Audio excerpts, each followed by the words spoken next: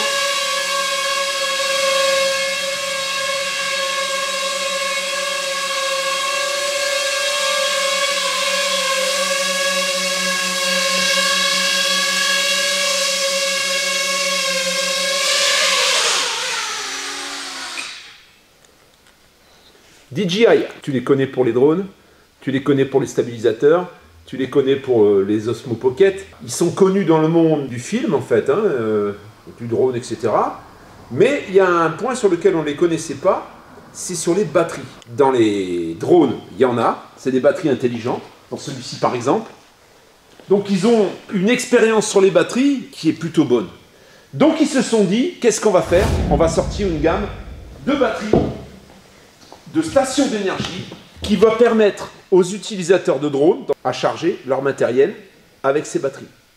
Donc 2 stations d'énergie pour commencer, après je ne sais pas ce qu'ils feront, hein, peut-être ils ont d'autres projets, mais pour le moment 2 stations d'énergie, la 1000, la Power 1000 et la Power 500. Alors c'est une technologie qu'on connaît aujourd'hui, hein, technologie LFP, on peut aller jusqu'à 3000 cycles de recharge, hein, ce qui veut dire qu'on est dans la norme, hein, de ce qui se fait aujourd'hui. En rechargement, c'est 70 minutes pour la grosse et 50 minutes pour la plus petite. C'est grosso modo ce que fait la concurrence pour celle qu'on connaît et que je vous partage depuis un certain temps.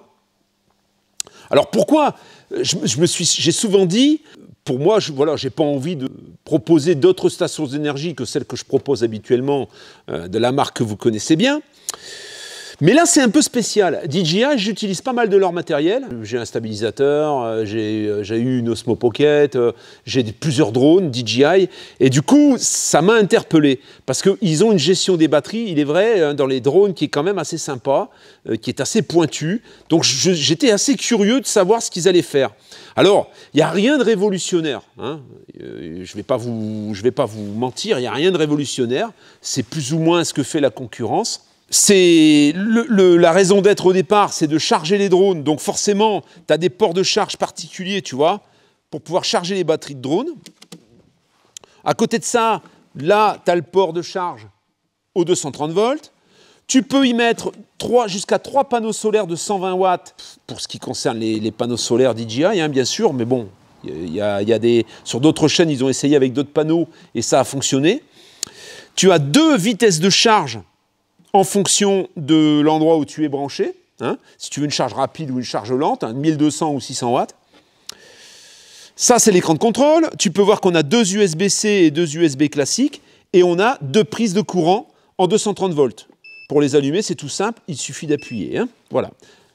C'est plutôt bien foutu, c'est simple, c'est sans fioriture. Ça ressemble un petit peu aux produits DJI en règle générale. Hein. Plutôt bien fini, propre, sans bavure.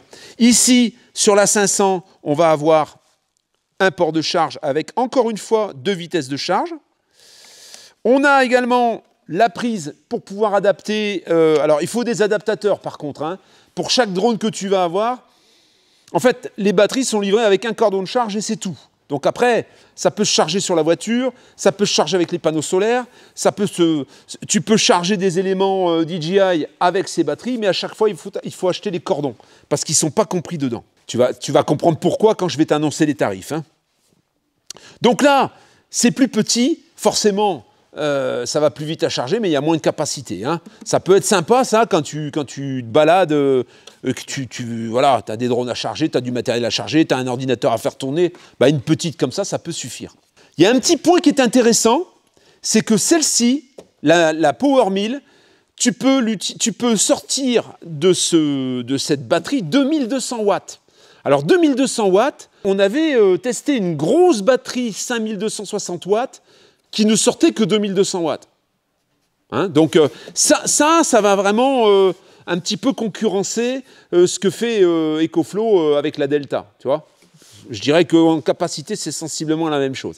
On va faire sensiblement la même chose avec cette batterie. Pour l'instant, il y a 2 produits. On verra ce que décide ensuite DJI. Est-ce qu'ils feront d'autres produits? On ne sait pas. Ça m'a fait plaisir qu'ils s'adressent à moi pour présenter ces produits. Je suis assez content. C'est vrai qu'on les voit beaucoup sur les chaînes YouTube qui traitent de la caméra et du drone en général. Moi, je suis plutôt sur le camping-car. Et c'est vrai que du coup, ça a été sympa d'être contacté par DJI. Et j'ai répondu favorablement, forcément. Alors, j'ai répondu favorablement, forcément, par rapport à d'autres marques que je ne suis pas forcément, c'est qu'on a un service après-vente. On a un service après-vente assez costaud chez DJI. Hein.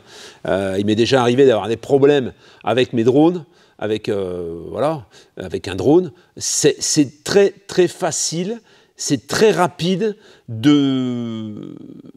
voilà, le service après-vente est excellent. Hein. Je pense que ça, c'est le premier point sur lequel je suis assez attentif. Donc, c'est pour ça que j'ai répondu favorablement. Et le deuxième point, c'est le tarif. En fait, DJI sont leaders hein, sur le marché du drone et sur le marché du stabilisateur. C'est des leaders. Alors, sur le marché de la batterie, les leaders, on les connaît hein, aujourd'hui. C'est bien d'essayer de faire quelque chose qui va pouvoir bénéficier du recul qu'ils ont sur la gestion des batteries pour en faire des stations d'énergie. Je trouve que c'est plutôt sympa. Alors, on arrive avec des prix qui sont très agressifs, puisque celle-ci fait 999 €. Hein, ce qui veut dire que vraiment, on est sur... on est compétitif. Hein, c'est des bons tarifs. Alors, tu vas me dire, oui, mais il y a telle marque qui sort des trucs à tel prix. Les petites marques, ça ne m'intéresse pas. Hein. Les marques qui se sont mis à faire en allant chercher du matériel chez la concurrence et tout. Tu vois ce que je veux dire hein. J'ai un peu trop expérimenté, justement, parce que tout le monde s'est mis à faire des batteries, en fait. Hein.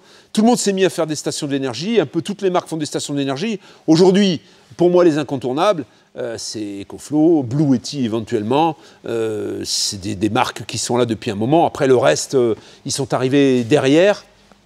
À chaque fois que j'ai essayé quelque chose de différent, j'étais déçu par la rapidité de recharge et j'étais déçu par la capacité de la batterie à sortir l'énergie dont j'avais besoin. Je te rappelle qu'ici, moi, dans le garage, hein, j'alimente mon camping-car avec du solaire, avec des batteries, avec des stations d'énergie. Je travaille avec des stations d'énergie, hormis mon groupe... le groupe de gonflage, hormis mon compresseur, tout est sur des batteries, chargées par le solaire. J'ai quand même un petit recul, une petite expérience. Et ce que j'ai eu l'occasion d'essayer en dehors des grandes marques, j'étais plutôt déçu. Hein. Je vous le dis en toute honnêteté, j'ai aucun intérêt. En fait, on vous les envoie gratuitement, les batteries. Hein. J'ai aucun intérêt à te dire ça. On m'envoie un bon matériel, bah oui, j'en parle, il n'y a pas de problème. On m'envoie un truc, quand je l'essaye, je suis un peu déçu, ça m'embête d'en parler. Hein. 1000 watts. Là, tu sors 1000 watts. Hein. Donc 1000 watts, tu ne fais pas tourner une machine à café. Hein. Je te le dis, 1000 watts, tu ne fais pas tourner une espresso. Arrête avec ton espresso, tu ne fais pas tourner une espresso. Avec ça, tu fais tourner une espresso. Sans problème. 2200 watts, c'est sans aucun problème. Sans souci. Je voulais te donner quelques exemples. Tu vas pouvoir recharger ton téléphone portable 57 fois avec celle-ci et 28 fois avec celle-ci. Un réfrigérateur pour un camping-car, par exemple, hein, à compression, hein, tu vas pouvoir le faire tourner 19 heures. Alors, ça dépend du réfrigérateur, mais en principe, ils sont tous à peu près sur les mêmes consommations à peu de choses près. 19 heures celle-ci et 9 heures, presque 10 heures sur la 500. Une caméra numérique, tu vas pouvoir la charger 59 fois. 28 fois sur celle-ci. Un ordinateur portable, tu vas pouvoir le charger 9 fois et 4 fois sur celui-ci. Les drones, alors les drones, encore une fois, ça dépend un petit peu. Bon, ils ont toujours plus ou moins les mêmes batteries. Tu vas pouvoir charger 12 fois le drone avec celui-ci, avec la 1000, et tu vas pouvoir charger 6 fois avec la 500. Ensuite, routeur, voilà, si tu branches cette batterie, par exemple, moi j'ai un routeur ici, c'est certainement comme ça que je vais m'en servir d'ailleurs. J'ai un routeur dans le hangar, je pourrais faire tourner le routeur 77 heures quasiment, un petit peu moins de 77 heures avec la 1000. Un four à micro-ondes, je peux faire 1h30 d'utilisation d'un four à micro-ondes avec la 1000 toujours. Et je peux faire tourner une lampe. Alors une lampe, ça veut tout dire et ça veut rien dire parce que ça dépend un petit peu de la capacité de la lampe. Une lampe classique, on va dire, tu peux la faire tourner 92 heures. Voilà. Ce qui sous-entend que, par exemple, dans ton camping-car, si tu voulais utiliser la lumière, que la lumière, hein, une lampe pour t'éclairer à l'intérieur, ben, tu pourrais l'utiliser 92 heures. Voilà. Il y a un truc qui a été relevé quand même, de la part de... Et ça, c'est aussi un point fort par rapport à EcoFlow, c'est le silence, en fait. La charge... en charge, l'EcoFlow, elle ventile pas mal, la Delta. Celle-ci, elle va ventiler pas mal aussi, je pense, mais avec moins de bruit. Elle est un petit peu moins bruyante. L'adresse est ici. Voilà. L'adresse pour la commande, c'est ici. Tu l'auras également en description. Je pense qu'on fera des tests un petit peu plus approfondis. Est-ce que je vais pouvoir faire tourner ma disqueuse sur la DJI? On va voir ça. Alors, il me reste 71% de batterie. C'est une grosse disqueuse McAllister. Je le branche ici. J'allume le courant. Donc, on va voir un peu. Qu'est-ce que ça fait comme watts déjà, ça? Est-ce que c'est écrit dessus? Oui. 2200 watts. Pile poil ce que la machine, elle donne. Alors, on va voir si elle va les donner.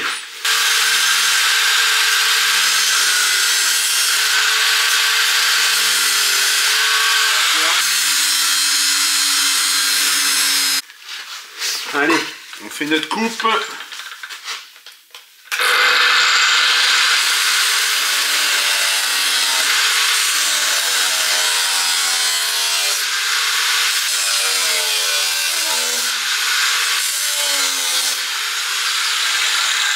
C'est une 1024 Wh, hein, donc elle va pas non plus, ça va pas non plus durer des heures comme ça, hein, mais bon, tu vois que pour bricoler, ça peut quand même bien dépanner quand t'as pas de courant.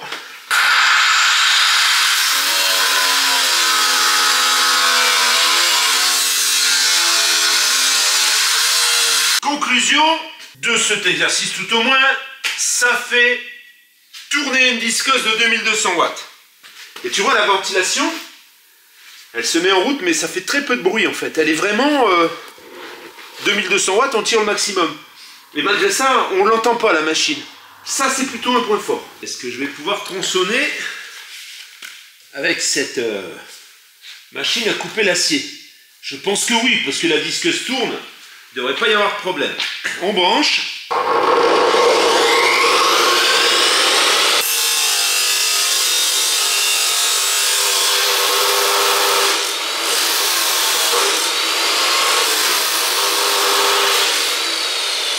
voilà.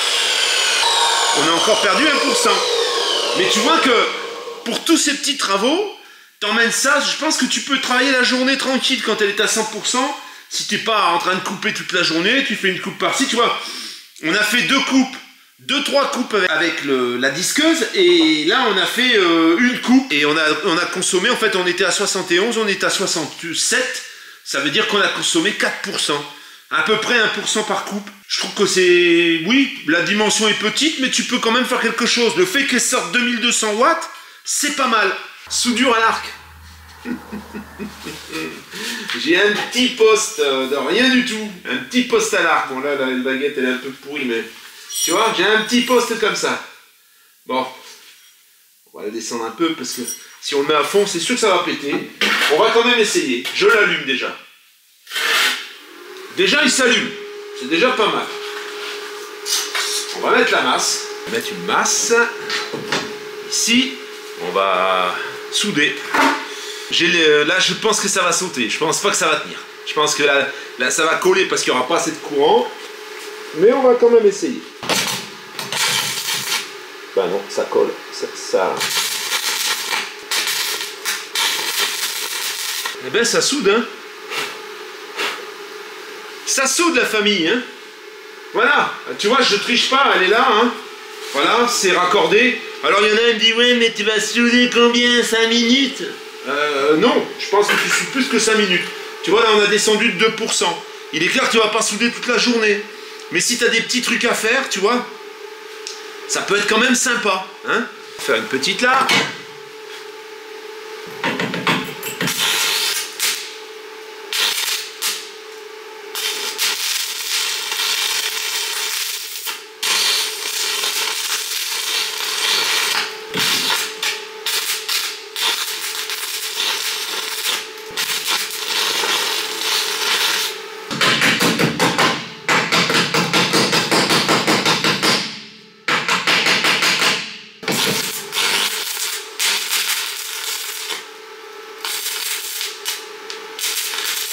Tu vois, j'insiste, hein, c'est pas juste. Alors bon, ça va très vite. Hein, à chaque fois que je fais un petit point de soudure, j'ai perdu 2%. Tu vois, là, je suis à 64. Au MIG, je t'en parle même pas. Hein, là, ça irait vachement mieux parce qu'en fait, moi, j'ai un MIG. Mon MIG Mag, là, il consomme beaucoup moins que ça en courant. Mais tu vois que tu arrives quand même à faire tourner un paquet de trucs. Hein. Alors là, on l'entend. C'est pas le truc que tu entends, c'est mon poste à souder. Tu vois, c'est pas la ventilation de ça. Hein. Ça, on l'entend pas, elle est complètement couverte par le poste à souder. Que tu te trompes pas, quoi, que tu te dises pas, oh là là, ça te dit que ça faisait pas de bruit, ça fait du bruit. Je vais faire ma deuxième soudure, comme ça on va voir un peu ce qu'on perd.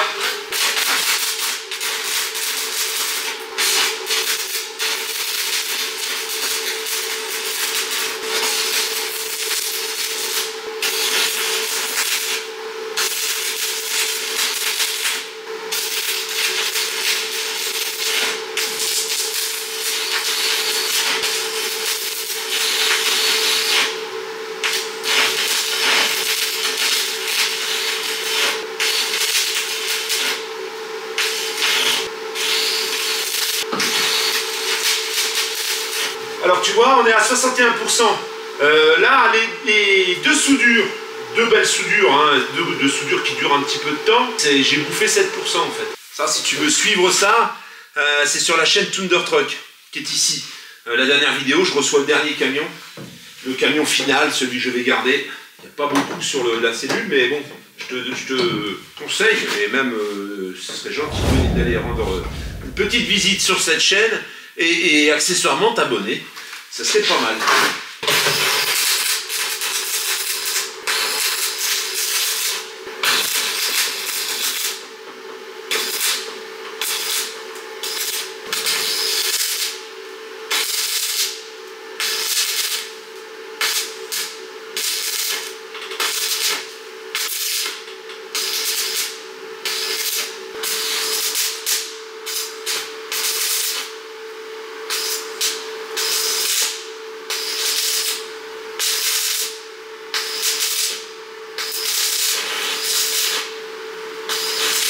Tu vois, 59, hein, ça descend assez vite, mais je pense que en travaillant pas à 100% sur la machine, sur les machines la journée, tu t'emmènes ça pour bricoler, pour faire un petit travail quelque part où il n'y a pas de courant, c'est pas mal, quoi. C'est pas gros et ça peut le faire.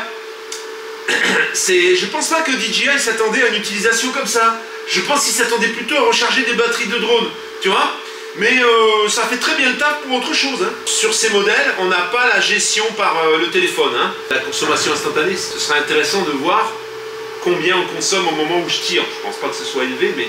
Et là, comme je suis en train de souder, je peux pas le voir en même temps. J'ai quelques barres à couper.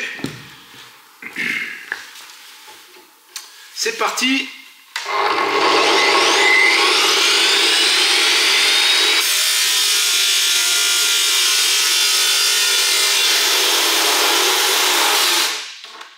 Voilà, elle a coupé.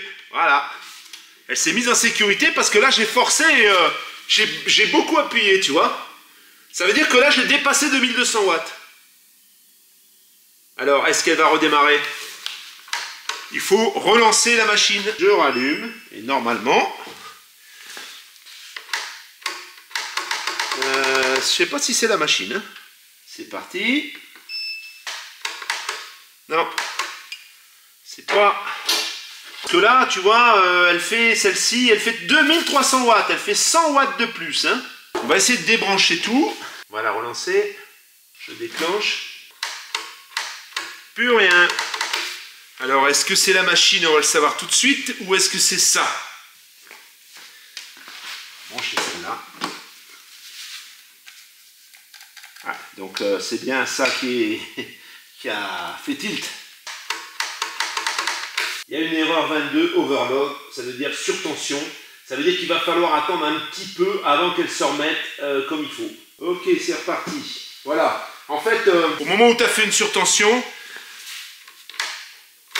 eh bien, il lui faut le temps pour revenir. Hein. Voilà. Il lui faut laisser quelques secondes, quelques minutes. Voilà, là, elle repart.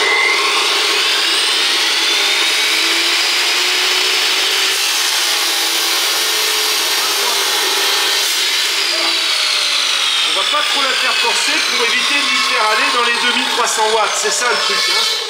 C'est que 2200 watts c'est la limite. Donc là j'exagère un peu en fait. Hein. Pour voir un peu les limites et pour voir comment c'est géré. Pour voir comment c'est géré quand on fait une surtension, c'est intéressant aussi de le voir.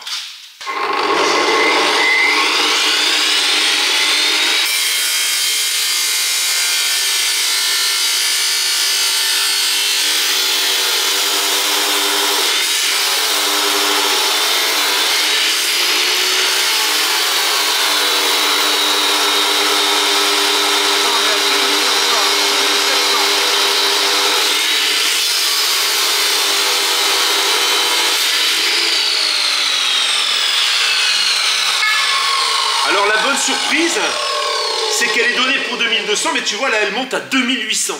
Ça veut dire qu'en crête, sur un court instant, tu peux aller plus haut. Hein. Et ça c'est plutôt pas mal.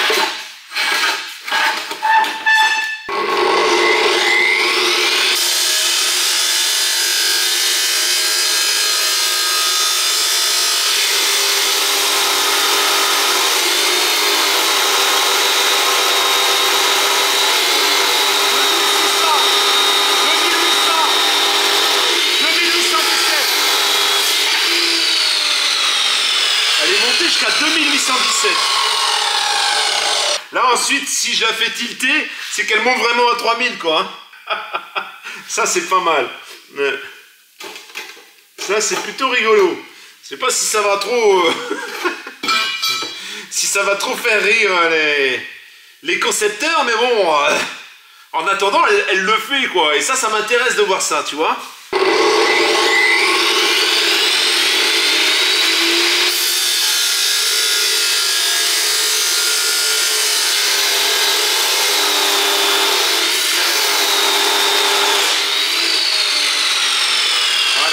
Dernière coupe de la matinée.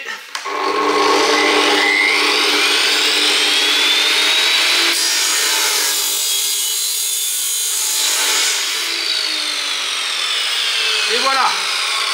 53%. Dernière soudure, puis on va manger. On est à 53%. On va pas y arriver au bout. Aujourd'hui, je travaille pas assez. J'ai pas fait assez d'heures pour pouvoir consommer la batterie complètement. Si tu l'allumes pas, ça marche pas. Baguette.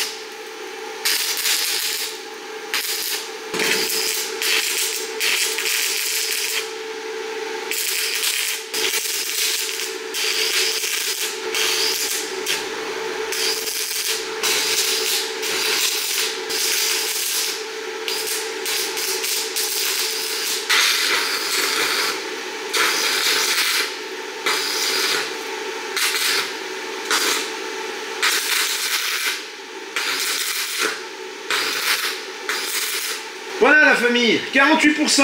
On va garder le reste. On va pas garder le reste, de toute façon on va pas pouvoir aller plus loin. Je vais faire le café tout à l'heure, comme ça je vais te montrer que la machine elle fonctionne également pour faire le café. C'est un sujet, c'est souvent pour ça qu'on achète ce type de batterie. Alors la petite, il est clair, 1000 watts elle fera pas le café, hein, ça c'est sûr. Mais celle-ci je pense qu'elle peut le faire. Celle-ci je suis même certain qu'elle va faire tourner n'importe quelle machine à café. Elle fait tourner mon poste à souder, elle fait tourner mes disqueuses, elle fait tourner quand même des grosses machines. On était à 71 quand on a commencé, là on est à 48. On a consommé quand même 23%. Mais tu vois, on peut tout à fait prévoir de travailler, de bricoler avec une machine comme ça pour la journée. Hein, en faisant quasiment tout tourner en fait. C'est ça qui est important. Que serait le test batterie, le test station d'énergie si je ne faisais pas l'essai de la machine à café? Alors là, on a tout en fait. Hein, quand on présente une machine à café dans un camping-car, c'est en fait, y a plein de gens qui sont pas contents. N'importe quoi, la machine à café. Parce que bon, il y a un modèle en fait, hein, pour faire du camping, il y a un modèle, il faut respecter ce modèle. Si tu sors un peu du modèle, tu vois ce que je veux dire, c'est pas terrible, c'est n'importe quoi. Combien il y en a qui m'ont dit, c'est pas possible, j'ai acheté la même que la tienne, ça marche pas. Donc c'est très important la machine à café, tu vois. Et moi je te raconte pas de conneries, si je te dis que la machine à café elle tourne dessus, c'est qu'elle tourne dessus. Bon, là on n'aura aucun mal. Parce que là, on est surdimensionné. Hein, mais j'ai déjà fait sur des batteries plus petites. Alors, on allume. Voilà. On a nos 48%. Voilà. Je vais me mettre à côté, ce sera mieux. Pour que tu vois bien. Je mets donc... Alors déjà, j'allume. On peut voir tout de suite que tu vois, ça grimpe. Comme ça, tu vois ce qu'elle consomme au réel. Il y en a qui m'ont dit que c'était pas possible. La mienne, elle dépasse pas 1300 watts. Hein. Voilà, donc là, elle doit être chaude. C'est ce qu'on fait. On ferme. Je vais pas oublier de mettre la tasse parce que sinon, ça sert à rien. Voilà, et ensuite, j'appuie. Là, tu vois, regarde, 1157, 1175, tu vois, elle est peu gourmande. Hein. J'ai exactement la même que la tienne, ça marche pas. Peut-être que la tienne elle consomme 1300, peut-être que c'est pas exactement le même modèle. En attendant, voilà, j'ai de la marge, hein, je pourrais avoir une machine beaucoup plus grosse parce que tu vois tout à l'heure avec la scie pour l'acier là, avec la disqueuse, la disqueuse sur voilà, c'est comme une scie table. Hein. On arrive à 2800. Et je pense que j'ai dû la faire tilter à 3000 en fait. Je pense qu'elle a tilté à 3000. Voilà. Voilà, tu vois, on a perdu 1%. Ça sous-entend que tu pourrais faire 100 cafés peut-être, je sais pas. Faudrait faire le test. Mais tu vois, ça fonctionne. Et le café...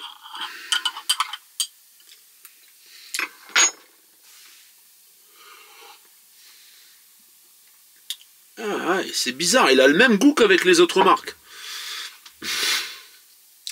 Voilà, test de la machine effectué. Pour ce qui concerne la petite, elle est facilement transportable. Donc tu vois, elle va rester dans le coffre de ma voiture. J'allume. Et là, elle va me servir plutôt, tu vois, je vais brancher la télécommande, radiocommande du drone. Et ensuite, alors là, il y a des connectiques spéciales que tu pourras trouver sur le site DJI que tu peux prendre en option. Moi, personnellement, je les ai pas. Donc, je vais brancher sur une prise secteur. Sache quand même que ça peut augmenter la charge. Je crois que c'est la rapidité, c'est presque 40%, entre 30 et 40% plus rapide de charger le drone en direct avec le port qui est prévu à cet effet qui est ici. Voilà.